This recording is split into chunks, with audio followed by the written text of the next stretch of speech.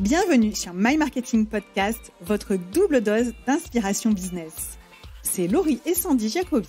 On est entrepreneurs et spécialistes en marketing chez My Marketing Experience depuis plus de 10 ans. Et on est sœurs depuis toujours.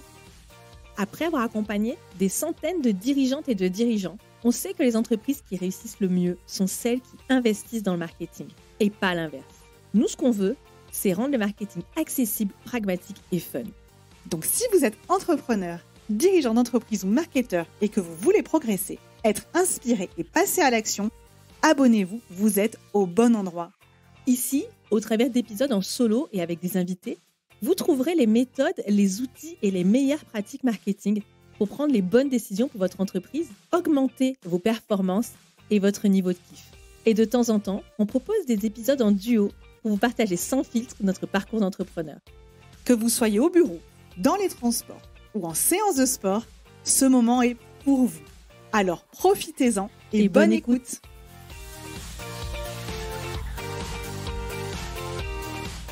Bonjour à tous, c'est le break d'intersaison de My Marketing Podcast, mais rassurez-vous, la saison 3 arrive bientôt. En attendant, découvrez notre série de rediff, rekiff avec nos meilleurs épisodes ainsi que des épisodes exclusifs enregistrés pour d'autres podcasts qu'on aime beaucoup.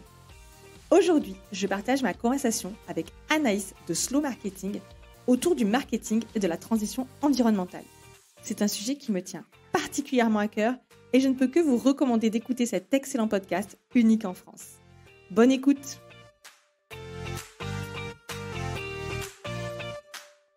Hello Sandy, c'est un plaisir de te recevoir sur Slow Marketing.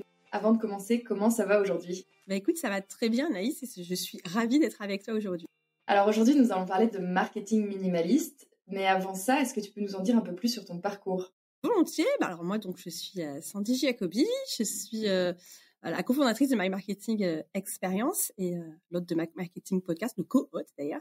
Moi, mon parcours, en fait, tout le monde en ce moment, c'est la mode de dire qu'on a un parcours atypique. Moi, je n'ai pas du tout un parcours atypique parce que j'ai toujours été dans le marketing et j'ai découvert le marketing assez tôt. J'étais encore étudiante, je faisais des petits boulots et c'est comme ça que ça m'est venu. Parce que j'ai découvert la vente en ligne, vendre ses affaires. Et en fait, ça m'a donné envie de poursuivre. Alors, j'ai fait des études en marketing. Et puis après, je me suis retrouvée à travailler dans des PME en B2B. Et j'étais toujours la seule personne marketing. Tu sais, quand on dit la fille du marketing, voilà, j'étais la fille du marketing. Et du coup, je me suis dit, il y a quand même une grosse différence entre les boîtes qui ont du marketing et celles qui en ont pas. Elles jouent pas à armes égales. Et ça serait pas mal de pouvoir proposer des services en marketing à toutes ces entreprises hyper talentueuses, mais qui n'ont pas de ressources marketing. Et c'est comme ça qu'est venue l'idée de My Marketing Experience, tout simplement. Voilà. Et puis j'ai dit à ma sœur, est-ce que tu as envie de venir avec moi, avec Laurie ? Elle m'a dit, ouais, ok, on le fait. Et c'est comme ça qu'on s'est lancé en 2010. Ta sœur était déjà dans le marketing aussi ou du coup elle t'a rejoint Ouais, Laurie, elle a aussi un profil marketeuse. Elle a travaillé. Alors la seule différence, c'est que Laurie, elle a travaillé aussi dans des boîtes en B2C.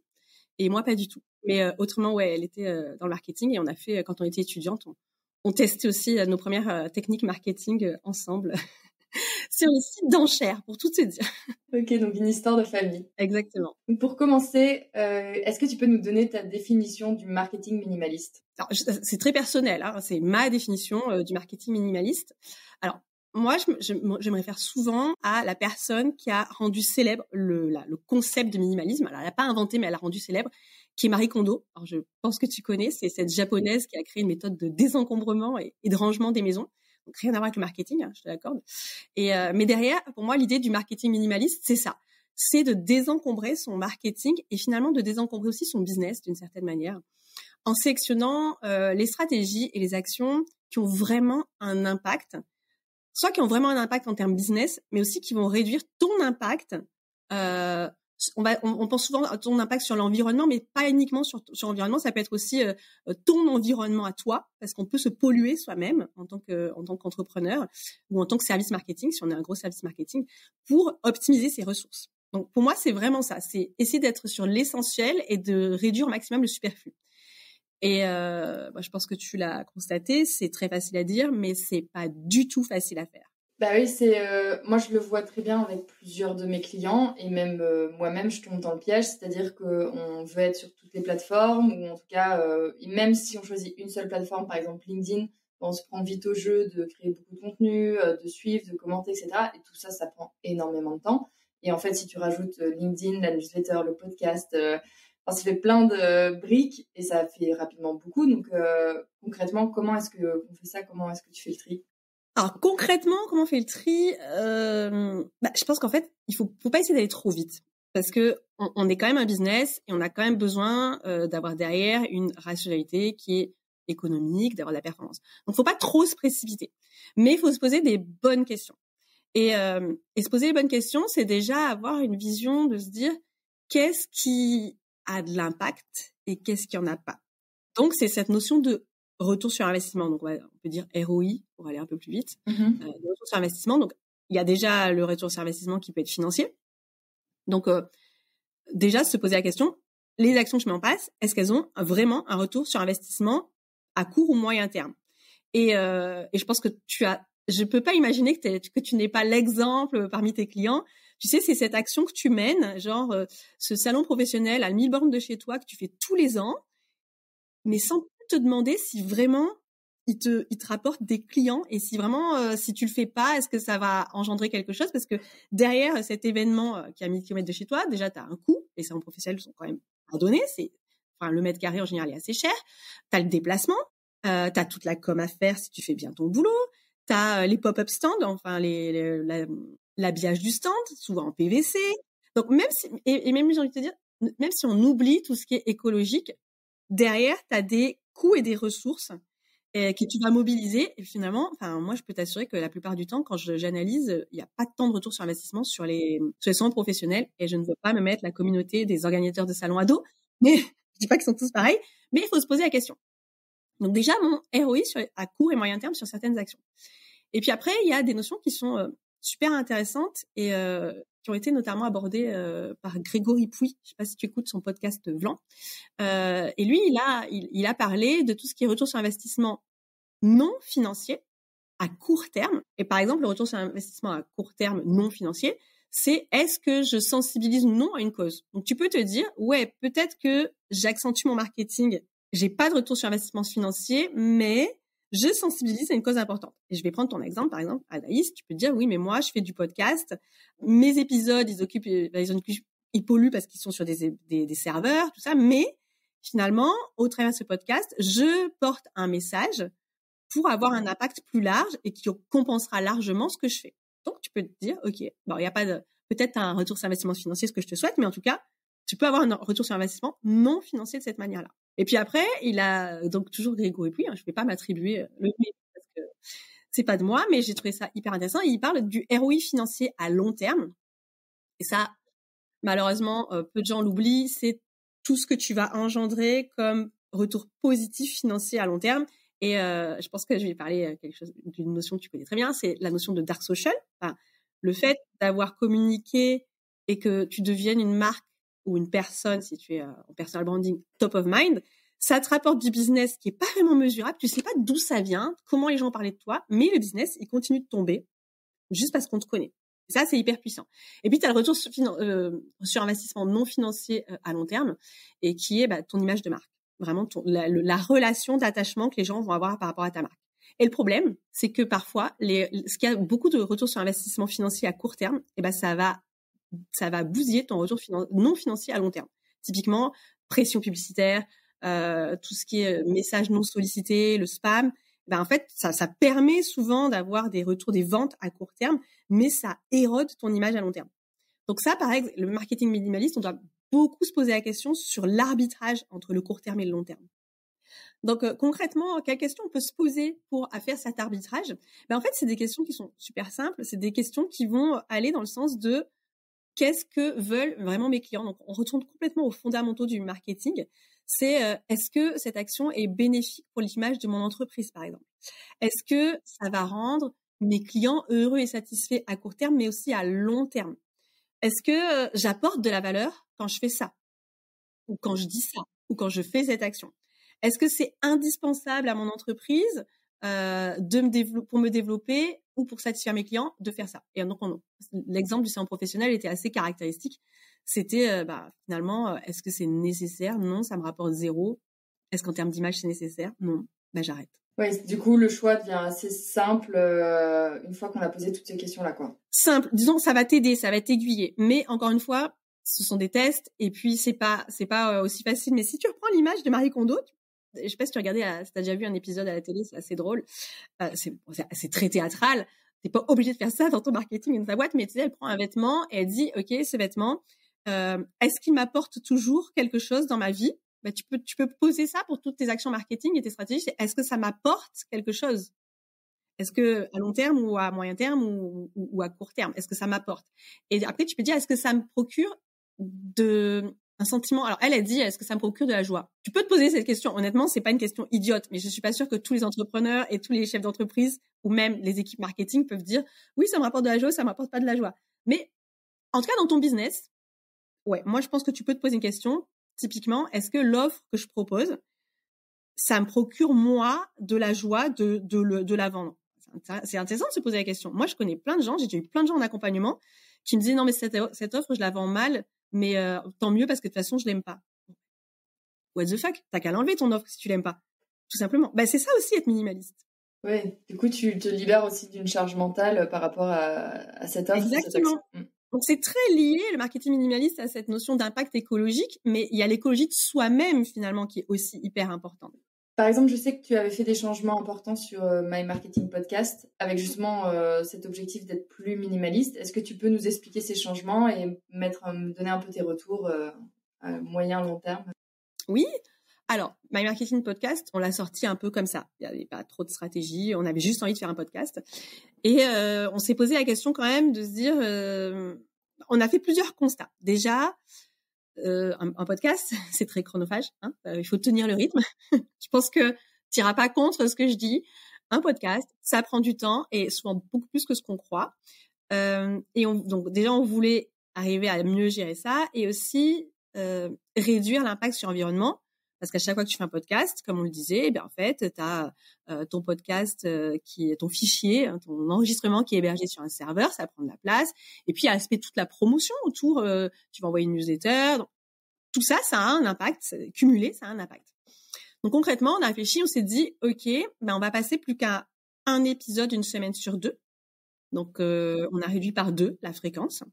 Et ensuite, on a voulu réduire le poids des fichiers, des enregistrements, en se disant, on va enlever le superflu, on va enlever l'intro, on va enlever le jingle, on va enlever l'outro, on mettra rien à la fin. Vraiment, on livre le produit et le contenu hyper brut pour réduire la durée, donc réduire le poids, et puis offrir l'essentiel. Alors, ça, on l'a tenu pendant plus d'1 an, comme ça. Ce qui a été positif, donc je vais déjà te partager ce qui a été positif, c'est que on a réduit la charge mentale. Ça, c'est vrai que quand tu divises par 2 ton job, ça te fait plus de place. Parce que podcasteur, c'est comme toi, nous, on n'est pas des podcasteuses professionnelles, c'est quelque chose qu'on fait en plus, c'est à côté. On a évidemment réduit l'impact, donc, puisque tu communiques 2 fois moins, que tu produis 2 fois moins de contenu, tu as 2 fois moins d'impact, donc ça, c'est très positif. Et je pense quand même, ne pas me tromper quand je dis qu'on a construit une belle image, parce qu'on a eu quand même beaucoup de retours positifs, pas mal d'avis sur Apple Podcast, on a eu du business, clairement, on a eu des demandes qui sont venues via le podcast, donc ça, c'est positif. Maintenant, c'est pour ça que tout à l'heure je disais, faut pas se précipiter ou c'est pas magique. Il y a quand même un résultat qui est pas aussi positif que ce qu'on voudrait sur certains aspects et qui vont demander du coup des ajustements. Donc, par exemple, la première erreur que je vais te partager, c'est que en voulant faire hyper superflu, on a fait trop superflu. Quand tu enlèves l'intro de ton podcast, ou l'outro d'ailleurs, quand tu enlèves l'intro, exactement, tu enlèves ton branding. Donc, t'es beaucoup moins identifiable. Les nouveaux auditeurs qui te découvrent, en fait, ils savent pas quitter. Ils arrivent un peu comme ça, ils voient de la lumière, mais tu prends pas le temps de dire qui tu es, ce que tu fais. Donc, c'est pas optimal et on s'est quand même rendu compte qu'il y avait des gens qui consommaient notre contenu sans savoir que derrière, c'était My Marketing Experience. C'est un peu con quand même, excuse-moi l'expression, mais c'était pas le but à la base. Donc ça, c'était une grosse erreur. Par chance, le contenu plaisait et plaît quand même. Donc ça va. L'autre erreur, c'est d'avoir enlevé tout ce qui est outro à la fin. Outro ou outro en anglais. Mais ça veut dire que derrière, pour aller plus vite, on ne disait pas laissez-nous un commentaire sur Apple Podcast, il n'y avait pas d'appel à action, il il y avait rien. Donc, si tu mets pas d'appel à l'action, t'as pas d'action. Donc ça c'est pas bien et je recommande pas de le faire. Et une autre chose aussi qui est pas optimale, c'est que finalement quand tu publies un épisode une semaine sur 2, tu bénéficies beaucoup moins des algorithmes d'Apple Podcast et des plateformes de podcast qui vont te favoriser la fréquence de contenu. Donc, tu as plus de mal à faire décoller ton podcast. Ce qui fait qu'en nombre d'écoutes, on n'a pas un nombre d'écoutes qui est pourri. Je pourrais même pas t'en donner un exemple, mais on va dire autour de 1 millier à peu près par mois, ce qui est pour un podcast marketing B2B qui est bien, mais bon, ça pourrait être beaucoup mieux. Tout ça parce que une semaine sur 2, tu crées pas de l'attraction. Donc, on s'est posé, on s'est dit, ok, on veut toujours essayer de tendre vers du minimalisme, mais on veut quand même que les choses s'améliorent. Et donc, je vais te partager la nouvelle, ce qui va arriver, puisque pour l'instant, My Marketing Podcast est en pause. On prépare la prochaine saison. Donc, en fait, on va passer sur un modèle hebdo, c'est-à-dire sur une fréquence hebdo. On va repartir sur une fois par semaine, mais par saison. C'est-à-dire qu'on fera des pauses. Il y aura des intersaisons, ce qui permet de conserver le même nombre d'épisodes globalement, mais de bénéficier de l'attraction, on espère. Je te dirai ça peut-être dans quelques mois, mais de bénéficier de l'attraction des plateformes de podcast, et puis après on se repose un petit peu, puis on repart. Et on va réintégrer évidemment une intro et un jingle, de l'identité et du branding, parce que ça c'était, je pense, la pire erreur qu'on ait faite. Mais par contre, on aura des épisodes qui seront solo, qui seront réduits à 10 minutes, un peu comme toi, je crois, et les épisodes avec les invités qui seront autour de 30 minutes. Donc, au lieu d'avoir des épisodes solo qui avaient tendance à être sur les 10, 20, plutôt 20 minutes, on va les réduire par 2. Donc, ça permet d'équilibrer, mais en réorganisant les choses. Et je sais pas si ça aura l'impact qu'on veut, mais on se dit qu'on peut tester au moins ça, quoi. C'est super intéressant parce que c'est exactement les questions que je me pose en ce moment. Moi, j'ai lancé le podcast là en janvier. Je suis à un épisode par semaine. Et ça se passe bien, mais c'est un peu vertigineux de se dire c'est quand même beaucoup de travail. Il va falloir tenir ça sur la durée. Mais l'option de partir sur des saisons avec des pauses, réduire la durée des épisodes, ça, je trouve ça très pertinent. Qui verra verra, je te dirais. Mais ouais, tu vois, quand tu fais toutes les semaines, il y en a plein qui le tiennent, il y en a qui font plus et respect total. Mais c'est pas forcément fait pour tout le monde. Et je pense qu'il faut arbitrer. C'est vraiment de l'écologie de soi. On n'y pense pas, mais c'est vraiment l'écologie de son temps aussi, quoi, et de ses efforts. Du coup, cette démarche de marketing minimaliste, c'est quelque chose, ça serait plutôt un effet de mode ou c'est une véritable alternative au marketing classique? C'est pas une question facile, en fait. Enfin, elle est super bonne, cette question. Elle est super bonne. Alors, moi, de tout mon cœur, j'espère que c'est pas un effet de mode. Parce que si on écarte le côté écologie de soi-même, j'ai envie de te dire, chacun fait ce qu'il veut. Si tu as envie de te tuer à la tâche, fais-le. Mais en revanche, si tu as envie de tuer l'environnement, là, ça m'embête un petit peu plus à titre perso. Je pense que c'est surtout lié à une prise de conscience. Moi, je vois dans ma vie personnelle, j'aspire à du minimalisme, beaucoup. Par exemple, j'achète rien que j'estime pas nécessaire. Je ne garde rien non plus de ce que je n'estime pas nécessaire. Donc je garde pas mes vêtements, je les revends ou je les donne. Voilà, mais ça fait, je sais pas, genre 20 ans que je suis comme ça. Et c'est beaucoup plus difficile à faire dans son business, par contre. Je trouve que c'est beaucoup plus difficile à faire dans son entreprise que dans son business. Mais aujourd'hui, l'effet de mode, moi, je n'y crois pas. Parce que si c'était vraiment à la mode, il y aurait beaucoup plus de gens qui en feraient. Or, j'ai pas l'impression que ça ait gagné beaucoup de terrain. On en parle plus, mais est-ce qu'on en fait plus? Je le souhaite. J'en suis pas hyper convaincue. Donc, t'as quand même des mouvances de slowpreneuriat, t'as quand même des mouvances de slow marketing. Et je dis pas que c'est inexistant, mais je pense que ça relève plus de démarches personnelles que t'appliques dans ton entreprise que réellement des gens qui l'adoptent en disant c'est la voie sacrée et c'est comme ça que ça doit être. Ouais, et parce que ils ont été convaincus. Mais je crois sincèrement que des initiatives comme ton podcast contribuent à sensibiliser les gens et à ce qu'il y ait cette prise de conscience. Et du coup, comme tu auras cette prise de conscience, ils vont mettre la démarche. Mais on pourra jamais forcer les gens à le faire. Ouais, c'est impossible.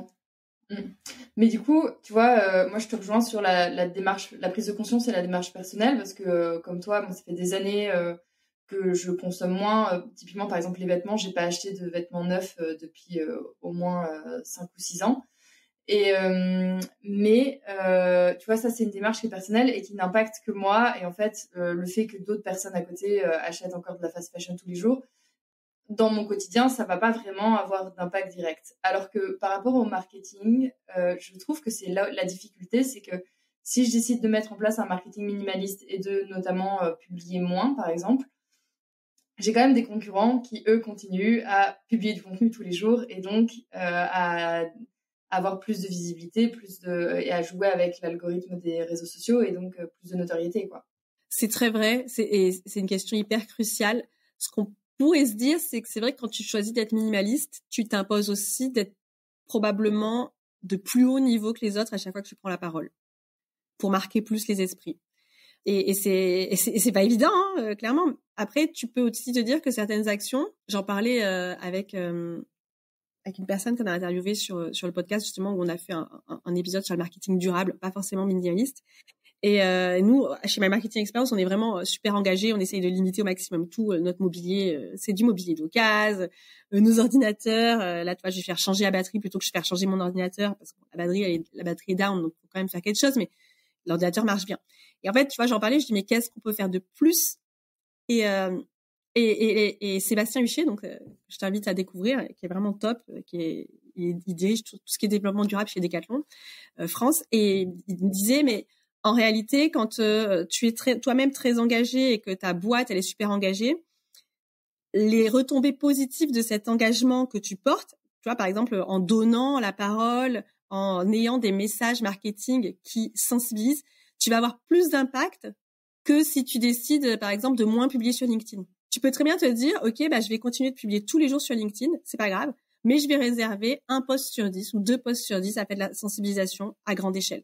Tu vois, tu peux le tourner comme ça. D'un côté, ça va servir tes objectifs de visibilité à toi, et d'un autre côté, ça va servir ton message et ton engagement, et sensibiliser à plus large échelle d'autres personnes. Donc, tu vois, tu peux le rallier. Tu peux faire les deux. Ouais, c'est intéressant. J'avais vu cette discussion aussi dans mon interview avec Adrien Martial sur la vidéo, qui a un impact aussi environnemental très important dans sa conception, diffusion. Et effectivement, son message, c'était de dire c'est pas tant la vidéo que le message qu'elle contient qui est aussi important. Et donc, il y a une balance à jouer à ce niveau-là. Quelles sont tes recommandations pour adopter une stratégie marketing minimaliste? Bon, moi, ma première recommandation, parce que c'est tiré de mon expérience, c'est de pas trop se précipiter non plus. C'est de se poser des questions, mais pas de prendre des décisions hyper tranchées tout de suite, genre tout ou rien. Parce qu'en fait, c'est comme peu importe dans quoi tu t'engages, si tu fais ça, tu le tiens pas durablement. Tu vois, c'est comme les régimes, comme te mettre à publier régulièrement. Si tu prends des décisions aussi tranchées et rapidement, tu risques de pas les tenir. Parce que ce qu'il faut quand même comprendre, je pense que si les gens écoutent jusqu'ici, c'est que c'est top et c'est un super concept, mais c'est pas aussi simple et évident quand on parle de business. Donc pour moi, on peut vraiment faire la même chose que dans sa vie perso, mais on va se poser des questions comme qu'est-ce qui compte vraiment pour mon business et pour mes clients? Tu vois, ma recommandation, c'est tu te poses et tu te dis, OK, aujourd'hui, je suis connue pour quoi? Qu'est-ce que les gens aiment chez moi? Qu'est-ce qu'ils font qu'ils restent? Est-ce que les gens, ils restent pour toi parce que tu as un contenu de super qualité? OK, bah le contenu, je vais pas y toucher. Est-ce que les gens, ils restent pour toi parce que tu as une super newsletter? Bah, finalement, peut-être que ma newsletter, elle est pas tellement suivie, mais par contre, on me suit beaucoup sur LinkedIn. Voilà, peut-être que je vais dégager ou réduire ma newsletter. Est-ce que, pareil, tes offres, est-ce que les gens, ils adorent cette offre ou finalement, t'as pas des retours si oufissimes? Dans ces cas-là, soit tu l'adaptes, soit tu la dégages. Et on a le droit de supprimer les offres, c'est hyper OK avec ça. Et donc, tu vas commencer à supprimer des choses. Et ça, c'est hyper difficile. Franchement, je vais pas dire aux gens trop simple. Tu supprimes? Non. Il y a des choses qui seront simples à supprimer. Il y a des choses qui vont être beaucoup plus difficiles à supprimer. Mais ça, c'est vraiment ma recommandation. Faire des petits tests. Des tests sur des toutes petites choses au départ. Et puis après, tu vas crescendo. Tu vois, tu commences pas par te séparer de l'objet auquel tu tiens et que tu as depuis toujours. Tu vois, tu commences par te séparer de choses très, très simples. Ouais, je comprends. On avait fait, et sur le fait d'y aller pas à pas, j'ai le cas avec un client où en fait on a pris la décision, du coup, maintenant il y a presque 1 an et demi, de ne plus alimenter le compte Instagram. Parce qu'en fait, on avait analysé que la cible se trouvait pas sur Instagram, que il y avait très peu d'engagement et de visibilité sur le contenu qu'on publiait. Donc, on a déjà mis en pause, on a fait un feed fixe qui présente la société, qui n'a pas été alimenté depuis. Et là, maintenant, se pose effectivement la question, au bout d'un an et demi, de se dire, bon, bah maintenant, ce compte-là, qu'est-ce qu'on en fait ? On l'a pas utilisé depuis, ça n'a pas changé la vie de la société, donc finalement, c'était pas un... On savait déjà que c'était pas un canal d'acquisition, mais c'est confirmé. Ça l'a confirmé, donc maintenant, est-ce qu'on supprime le compte ou pas ? Et comme ça, on clôt un sujet, effectivement, on réduit encore un peu plus l'impact. Moi, c'est vrai que ça m'est arrivé de préconiser d'avoir une présence, on va dire, visuelle pour préempter le nom, en fait, et pour que mais de pas forcément l'alimenter. Et My Marketing Experience, nous, au début, nos principaux canaux d'acquisition, c'était Facebook et Twitter. Et puis un jour, ça a changé. Enfin, je veux dire, ça a baissé, puis pour devenir inexistant. Bon, bah, on a arrêté. On n'a pas continué d'alimenter ces canaux. Peut-être que ça rechangera. Peut-être que demain, Facebook, j'ai du mal à l'imaginer. Mais pourquoi pas, hein, on ne sait pas ce que l'avenir réserve. Mais du coup, on a arrêté de les alimenter. Et typiquement, c'est ça. Par exemple, moi, je fais aucun événement. Enfin, c'est événement physique, je veux dire. C'est hyper rare, quoi. Je vais jamais à des salons parce que ça me rapporte pas de business. Et puis parce que j'ai pas forcément envie de voyager beaucoup. Et comme tu disais, voilà, les réseaux sociaux, oui, on est sur LinkedIn et sur Instagram. Mais Twitter et Facebook, on les a laissés tomber. Moi, maintenant, mes recommandations aussi, c'est de plus être forcément sur tous les réseaux, quoi. Ça prend trop de temps pour bien se positionner. Bah, ça peut être pertinent pour certaines marques et si t'as les ressources qu'il faut aussi. Pareil, quand t'es un petit business, t'as un nombre de ressources limité. Bah, les gros aussi, mais on va dire que souvent ils ont des budgets un peu plus colossaux. Donc peut-être qu'ils ont des stratégies très fines sur chacun des canaux et ils peuvent y arriver. Mais c'est sûr que quand t'es une TPE ou une PME, vouloir jouer sur tous les tableaux, tu vas vachement te diluer et tu vas pas y arriver, quoi. Sandy, si je te dis slow marketing, tu penses à quoi ? Bon, moi j'aime bien parce que je trouve que c'est très paradoxal parce que techniquement le marketing c'est quelque chose qui est supposé pas aller vite, mais c'est l'image qu'on a, tu vois, on lance des trucs. Tout simplement, pour moi, c'est vraiment slow, genre, prends plus le temps de la réflexion. Pas forcément le plus de temps pour agir, parce que je suis une personne d'action, et moi, je préconise souvent, je pousse beaucoup nos clients à agir, mais par contre, prendre un poil plus de temps pour réfléchir, même quand tu es en train d'agir, peut-être que tu peux te dire, OK, je commence un truc, mais continue de réfléchir et de prendre ce temps. Fonce pas toujours à tête baissée sans te poser de questions. Et pour moi, c'est vraiment ça, le slow marketing. C'est pas forcément se la couler douce et faire une action ponctuelle de temps en temps. En tout cas, ce serait pas ma définition. Mais c'est toujours de continuer en permanence, de se poser la question, est-ce que c'est nécessaire? Est-ce que c'est utile? Et slow down plutôt dans ta réflexion tout le temps. Mais agis quand même, quoi. L'idée, c'est pas de rien faire. J'aime beaucoup. Est-ce que c'est la tienne? Peut-être c'est genre, tu dis, Sandy, trop à côté de la plaque. Non, j'aime beaucoup, ça me parle. En fait, moi, la démarche à la base, c'était surtout de lancer un mouvement de questionnement sur le marketing. Donc, c'est pour ça que j'aime bien que tu aies mis tout de suite le temps de la réflexion et des questions. Et à la base, je m'étais inspirée du mouvement Slow Food, Slow Fashion, et où justement, c'était comment est-ce qu'on fait les choses différemment, référencer en tout cas pour le marketing, référencer des outils autres que ceux qu'on a l'habitude d'entendre parler et qu'on utilise de manière automatique. J'ai vraiment l'exemple, pour moi, c'était le jour où j'ai découvert qu'on pouvait utiliser d'autres outils d'analytics pour son site web que Google Analytics. Et j'étais là genre, quoi ? Et qu'en plus, ils avaient beaucoup moins d'impact. On a découvert un il y a quelques jours. Il y en a plein et c'est ça qui est fou. Et c'est juste qu'on est tellement formaté à... les analytics de ton site, ils doivent être sur Google Analytics qu'on se pose même plus... Il y a plein de choses où on se pose plus de questions, quoi. On fait juste comme... exactement. Donc moi, c'était la démarche. Donc ouais, ça me parle bien. Mais tu vois, un exemple de marketing qui pour moi est minimaliste et qui pourrait rejoindre le slow marketing, mais c'est plus du minimalisme. Quand tu es minimaliste, tu préconises la mutualisation. Par exemple, au lieu d'acheter une perceuse, tu vas te dire, OK, j'achète une perceuse et puis toute la famille, tu peux prêter ta perceuse parce que tu l'utilises pas tous les jours. C'est un exemple.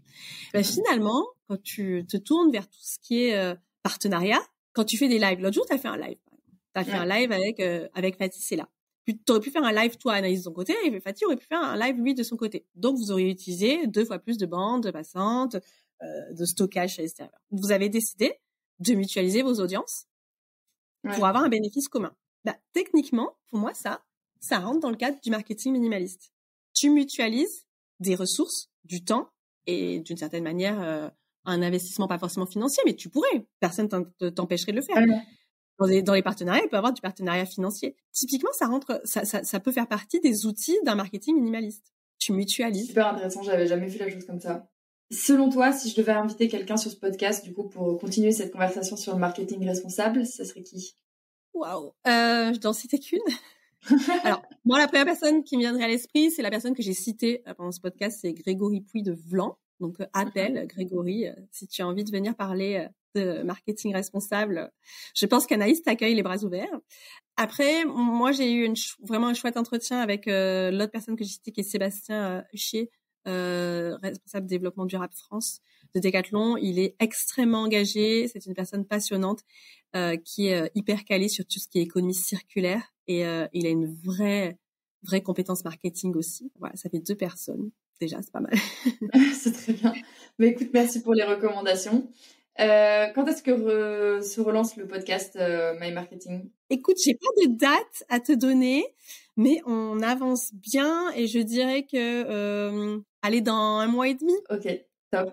J'ai pas de date, mais on va dire 1 mois et demi vers avril, fin avril. Hâte de suivre ça. Ouais, on aura fait une pause de 4 mois à peu près. Mais c'est ça aussi être slow, tu vois, c'est de se dire ok, faut qu'on fasse un truc. J'arrête d'être tête baissée. Il y a des choses bien, mais il y a des choses qui me conviennent pas. Bon qui n'ont rien à voir avec du marketing minimaliste forcément, mais ça fait partie. Te demander pourquoi tu continues de faire les choses, déjà, c'est bien. Ouais. J'avais une discussion avec Laureline sur l'épisode sur le storytelling, où justement on parlait de se connecter plus aussi avec la nature et avec le fait que la nature fonctionne en cycle et pas toujours en train de donner la même chose tous les jours de manière constante. Et c'était une image que j'avais trouvée assez intéressante aussi. Ah ouais, c'est super intéressant. Mais de toute manière, quand tu as un business, tu sais que déjà, tu fais pas tous les mois le même mois. Hein. Ce serait bien qu'on ait toujours des super bons mois ou toutes les années des super bonnes années, mais tout est cyclique parce que nous, on n'est que cycle, la nature est un cycle, l'économie est cyclique aussi. Et je trouve que c'est très juste ce qu'a partagé Laureline, c'est ça que tu disais. Ouais. C'est hyper juste. Mais c'est hyper juste, mais en même temps, ça reste difficile à accepter. Enfin, je sais que tu vois, pourtant, je t'ai tenu un discours moi, je suis hyper convaincue, mais je suis quand même régulièrement en train de me rappeler à l'ordre, quoi. Ouais. C'est pas acquis. Hyper intéressant. J'aime beaucoup cette idée de cycle. Ouais, c'est en train de mûrir dans ma tête depuis cette conversation et je vois que le sujet revient en fait dans plusieurs interviews, donc je trouve que c'est à creuser. Écoute, merci beaucoup Sandy pour cette discussion passionnante sur le marketing minimaliste. Merci à toi, Anaïs, pour l'invitation et merci de m'avoir invité sur ce sujet dont je parle pas forcément beaucoup et que je trouve vraiment passionnant. Et aussi, mon petit message, ce serait de dire merci de porter cette voix-là, qui est une voix différente sur le marketing parce qu'on en a énormément besoin.